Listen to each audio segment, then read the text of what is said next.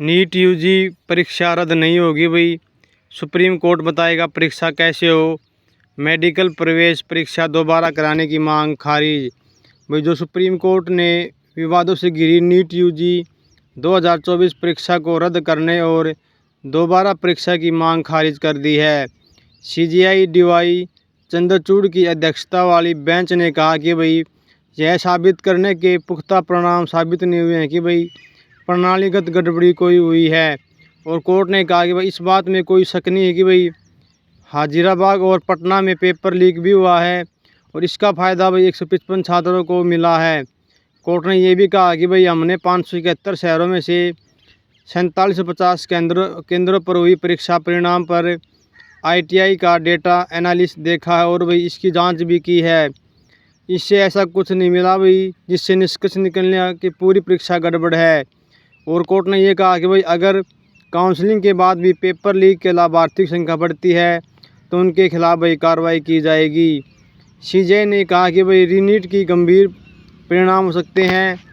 यह भाई 24 लाख छात्रों और जो मेडिकल की पढ़ाई करने वाले छात्र हैं उन पर भाई इसका असर पड़ेगा। कोर्ट ने कहा कि भाई भारत सरकार द्वारा गठित 7 सदस्यीय कमेटी को कुछ सुझाव भेजेगा। भाई कमेटी सुनिश्चित करेगा कि भाई आगे NTA की परीक्षाओं में गलतियां न हों। प्रश्न 19 का भाई एक ही उत्तर सही था, रिजल्ट दोबारा जारी होगा। सुप्रीम कोर्ट ने भी निजी यूजी के क्वांटम फिजिक्स के एक सवाल के विकल्प 4 को सही बताते हुए NTA को दोबारा रिजल्ट जारी करने को कहा है। इससे करीब 4 लाख छात्रों को मार्किंग प्रभावित होगी। सीजेआई ने बताया कि भाई ITI दिल्ली के निर्देशक ने प्रश्न संख्या 19 का विकल्प 4 सही बताया है, विकल्प 2 गलत बताया भाई, जबकि NTA ने दोनों विकल्प को सही मानते हुए नंबर दिए थे।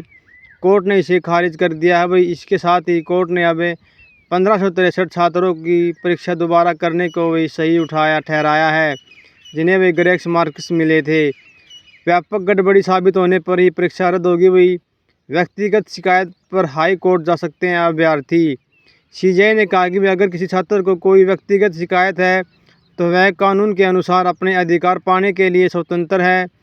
ऐसे छात्र भी हाई कोर्ट जा सकते हैं। इसके साथ ही कोर्ट ने संबंधित पक्षों को भी अपनी याचिका वापस लेने की अनुमति दे दी है।